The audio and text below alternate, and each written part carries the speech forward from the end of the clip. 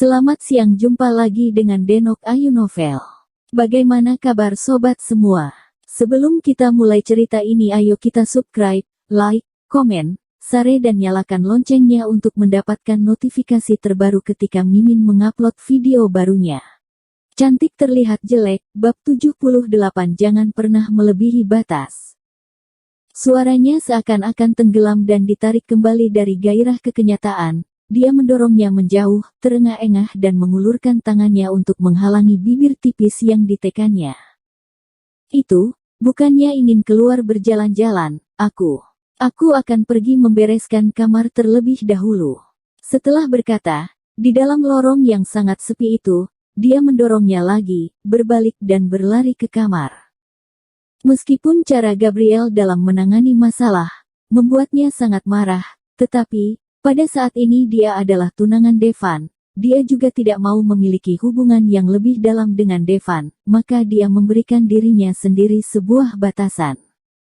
Dia tidak peduli dengan bagaimana orang luar berpikir tentang dia. Lagi pula, hidup di masa sekarang, kamu mungkin bisa memiliki ratusan versi dirimu di mata ratusan orang. Satu hal di matamu juga akan memiliki pendapat yang berbeda di mata orang yang berbeda. Dia tidak bisa mengendalikan pikiran orang lain, tetapi dia merasa bahwa asalkan semua perbuatan yang dilakukan itu tidak bersalah, dia juga selalu percaya bahwa, seiring berjalannya waktu kamu akan mengetahui sifat orang tersebut. Devan menunduk kepalanya, dan menyapu rambutnya ke belakang dengan satu tangan, merapatkan bibir tipisnya, dan menghela napas dengan berat. Perasaan dia terhadap wanita tidak begitu kuat. Dia teringat dengan kata-kata Dylan. Pada saat ini, dia sangat menyia-nyiakan waktu seorang pria yang paling berharga, dan dari awal dia sudah bilang bahwa ini adalah sifat aslinya. Tetapi, sangat jelas bahwa setelah dia bersama dengan wanita ini, pemikiran seperti ini, hampir tidak perlu wanita itu menggodanya terlalu banyak, perasaannya sudah tidak tertekan. Ketika Dylan membawa Simon kemari, dia masuk dan melihat Devan sedang minum air es. Cuaca begitu dingin, minum air es. Dia tidak habis pikir lalu memalingkan wajah. Devan menatapnya kemudian berbalik badan dan berjalan ke ruang tamu. Simon, kamu pergi ke kamar tidur mencari mama saja. Setelah berkata kepada Simon, Dylan pergi duduk di sebelah Devan, dan menatapnya sambil tersenyum. Devan dilihat olehnya sampai akar telinga agak memerah, dan berbisik kepadanya, kapan kamu mengubah orientasimu? Ketika dia sedang berbicara, tubuhnya menyamping dan bersandar di dinding, dan senyuman Dylan semakin lebar. Hei, melihatmu seperti ini, apakah sampai sekarang kamu masih belum menghisap mulutnya? Dylan tersenyum dan melihat ke bawah. Devan menatap wajahnya dan segera menarik kembali tatapannya. Dia mengambil buku yang ada di sebelahnya dan mengalihkan perhatiannya, kemudian berkata dengan dingin, jangan pernah membandingkan aku dengan kamu. Dulu ketika masih muda, Devan mengira bahwa melakukan hal seperti itu dengan siapapun sama saja. Saat ini, setelah memahami tentang percintaan, dia baru mengerti bahwa jika tidak ada cinta sebagai dasar, maka melakukan hal itu juga tidak beda jauh dengan binatang. Dylan tidak akan begitu mudah untuk membiarkannya pergi. Dia mengambil ponselnya, jari-jari ramping itu dengan cepat membalik ponsel, dan kemudian meletakkan ponselnya di atas buku Devan. Sudah lepaskan dia. Pandangan Devan tertuju pada gambar yang di ponsel itu, kemudian mengambil ponselnya dan melemparkan ke sofa. Tidak usah mengejekku, percayalah, kamu pasti akan mengalami hari seperti itu juga, aku akan menunggunya. Dylan mengangkat bahu, dan dengan bingung menatap Devan, mengambil ponselnya dan berdiri. Aku, mungkin di kehidupan selanjutnya. Dylan menjawabnya dengan santai, kemudian mengambil pisang dan mengupas kulitnya. Oh ya, aku pikir, kamu sudah tekad untuk menjadi adik iparku. Mengambil pisang di tangannya, terdiam di sana, Devan tertawa dingin. Setelah beberapa saat kemudian, dan setelah Dylan menghabiskan sebuah pisang itu, kemudian dia berkata dengan menyindir, bagaimana mungkin dia masih bisa kembali. Akhirnya mereka berangkat untuk jalan-jalan menaiki mobil bersama. Mobil berhenti, melihat pesawat pribadi yang parkir di depannya. Sherin menoleh dan melihat ekspresi wajah Devan yang aneh. Bukannya kamu bilang ingin pergi berjalan-jalan? Kenapa? Ada masalah? Jalan-jalan, perlukah sampai naik pesawat? Benar-benar berbeda dunia, dan pola pikir antar generasi juga berbeda.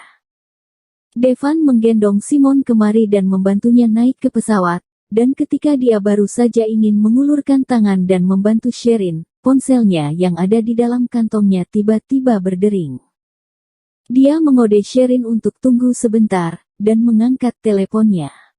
Sherin memegang tiang dan sambil memikirkan benda apa yang ada di depannya. Dia tidak pernah menaiki pesawat ataupun pesawat pribadi. Dia tampak agak kekanak-kanakan dan melihat-lihat ke kanan dan ke kiri. Ya, baik, aku akan segera ke sana. Tiba-tiba, Sherin mendengar Devan mengatakan kalimat itu, dan mematikan teleponnya. Ekspresi wajah Devan suram dan menakutkan. Sherin bertanya kepadanya, apakah ada masalah? Devan tidak menjawabnya, hanya berbalik dan memandang Simon. Kamu bawa Simon kembali dulu, aku takut aku tidak bisa pergi hari ini. Berhenti sejenak, kemudian dia berkata lagi, Gabriel ada di rumah sakit, aku harus pergi melihatnya. Walaupun Devan berkata dengan santai, tetapi Sherin tahu bahwa masalah pasti tidak akan semudah itu. Gabriel, hanya untuk melawannya, dia rela menusuk lengannya dengan pisau, dan hanya untuk Devan pergi melihatnya, apa yang akan dia lakukan kali ini. Kamu pergi dulu, aku akan membawa Simon ke tempatku dulu. Jika kamu tidak bisa datang malam ini, maka biarkan Pak Hasan saja yang datang menjemput Simon pulang. Ekspresi wajah Sherin yang penuh pengertian itu, juga sangat jelas dengan suasana hatinya, dan merasa sangat tidak nyaman. Namun, Gabriel masih tunangannya, dia tidak memiliki hak untuk menghentikannya dan juga dia tidak ingin menyusahkan Devan. Ketika Devan sampai di rumah sakit, dari jarak jauh saja, dia mendengar suara jeritan dan membanting barang-barang dari dalam. Dokter mendengar bahwa Devan sudah sampai, dan menyapanya dari jauh. Apa yang terjadi? Nada suaranya sangat tenang, namun terdengar sedikit kesal.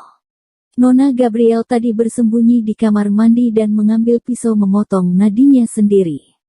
Dokter berkata dengan sangat hati-hati, melihat Devan mengerutkan keningnya, dan dengan cepat dia berkata lagi, namun, para perawat menemukannya tepat waktu, sekarang sudah tidak apa-apa. Suasana hati Nona Gabriel terlalu labil, dan terus meminta untuk memanggilmu kemari, kami juga tidak bisa melakukan apa-apa.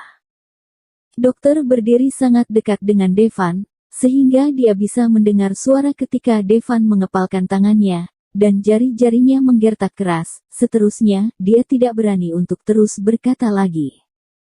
Devan dari jarak jauh saja bisa melihat Gary yang berdiri di ambang pintu. Melihat dia menujunya, kepala Gary menoleh ke satu sisi, ekspresinya sangat buruk. Ketika Devan ingin mendorong pintu dan masuk ke dalam kamar pasien, Gary tiba-tiba mengulurkan lengannya dan meremas kerah Devan.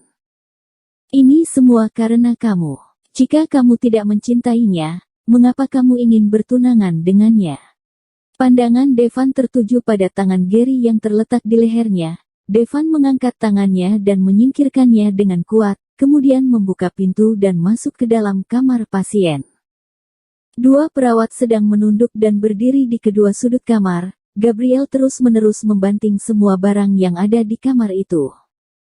Gabriel mengirim pesan teks kepada Devan, tetapi dia tidak membalasnya, malahan pergi ke mall dengan wanita itu dan menemaninya membeli baju, dan masih ke rumahnya. Pikir sampai sini, dia tidak bisa mengendalikan dirinya lagi. Apa yang sedang kamu lakukan?